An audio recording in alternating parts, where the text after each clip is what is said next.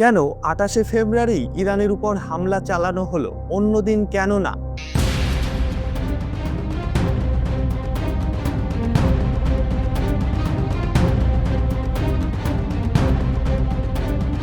পুরো পৃথিবীর চোখ ছিল একটি নামের উপর, জেফ্রি এপস্টিন ওরফে এপস্টিন ফাইল।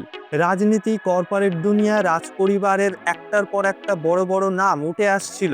পাবলিক প্রেশার এতটাই ছিল যে প্রথমবারের মতো কোনো রাজপরিবারের সদস্যকে গ্রেপ্তার করা হয়েছিল, প্রিন্স অ্যান্ড্রু। কিন্তু ইতিহাস বলছে যখনই ক্ষমতার উপর চাপ আসে তখনই ফোকাস ঘুরিয়ে দিতে হয়। হঠাৎ করে নিউজ সাইকেল বদলে যায়, হেডলাইন ভরে যায় ইরান, ইসরায়েল আর ইউনাইটেড স্টেট।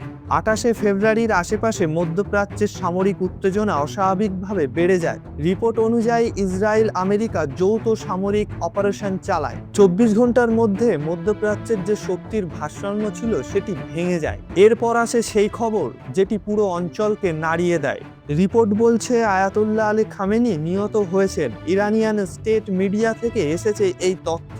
আমেরিকা ও ইসরায়েল ভেবেছিল ইরানের সুপ্রিম লিডারকে নিহত করলে ফলাফল যাবে তাদের পক্ষে, কিন্তু ফলাফল আসছে তাদের বিপক্ষে। ইরানের পক্ষ থেকে মার্কিন ঘাঁটি থাকা বিভিন্ন দেশের হামলার দাবি উঠে আসে। সৌদি আরবিয়া, কাতার, কুয়েত, ইউনাইটেড আরব এমিরেটস। এখানেই একটি বড় অভিযোগ সামনে আসছে। দাবি করা হচ্ছে নাকি সৌদি আরবের ক্রাউন প্রিন্স মোহাম্মদ বিন সালমান নাকি ইরানের বিরুদ্ধে আমেরিকাকে অ্যাকশন নিতে চাপ দিয়েছিলেন। সরকারিভাবে কিছু স্বীকার করা হয়নি, কিন্তু রাজনীতিতে নীরবতা মানে একটি উত্তর। এরপর ইরানের পক্ষ থেকে একটি দাবি উঠে আসছে, ইরানের 4টি ব্যালিস্টিক মিসাইল নাকি আমেরিকার এয়ারক্রাফট ক্যারিয়ার ইউএসএস আব্রাহাম লিঙ্কনে আঘাত হানে। কিন্তু এটি কিভাবে সম্ভব? প্রশ্ন আসছে, এয়ারক্রাফট ক্যারিয়ার তো একটি চলমান টার্গেট, তাদের লোকেশন কিভাবে পেল ইরান? এখানেই চীন ঢুকে পড়ে। দাবি অনুযায়ী একটি চাইনিজ কমার্শিয়াল স্পাইশিপ নাকি মধ্যপ্রাচ্যে মোতায়েন ছিল। তারা আমেরিকার নেভেল অ্যাসেট সহ মিলিটারি বেসের সরাসরি লোকেশন সহ স্যাটেলাইট ইমেজ ইরানকে পাঠাচ্ছিল। সবথেকে বড় আঘাতটি এখানেই আসে, ইরান সরাসরি সৌদি আরবের সবথেকে বড় তেল রিফাইনারিতে আক্রমণ করে। এরপর তারা স্টেট অফ হরমুজ প্রণালী বন্ধ করে দেয়, যেখান থেকে বিশ্বের 20% তেল আসে। পুরোপুরি বন্ধ করা কি সম্ভব? আসল প্রশ্ন, এই রুটে চলাচলকারী জাহাজগুলি কি ইন্স্যুরেন্স পাবে? ইরান যদি একের পর এক অয়েল ট্যাঙ্কারগুলিতে আক্রমণ চালায় পরিষ্কার, তাহলে ইন্স্যুরেন্স পাবে না। আর ইন্স্যুরেন্স যদি নাই পায়, কোনো কোম্পানি চাইবে না তাদের জাহাজ চলাচল করুক এই রুটে।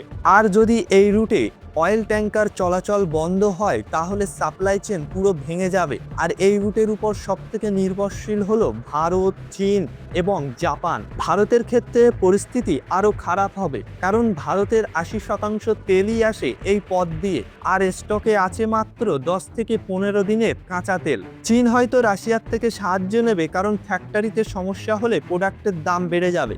ভারতও একসময় রাশিয়ার থেকে তেল কিনতো, কিন্তু আমেরিকার সঙ্গে ট্রেড ডিল হবার কারণে ভারত এখন রাশিয়ার থেকে তেল কেনা কমিয়ে দিয়েছে। সমস্যা হলো মধ্যপ্রাচ্য থেকে ভারতে তেল আসতে সময় লাগে 5 দিন, কিন্তু রাশিয়ার থেকে তেল আনতে সময় লাগবে ভারতে 20 থেকে 30 দিন। তাহলে কি ভারত আবার রাশিয়ার দিকেই ফিরবে?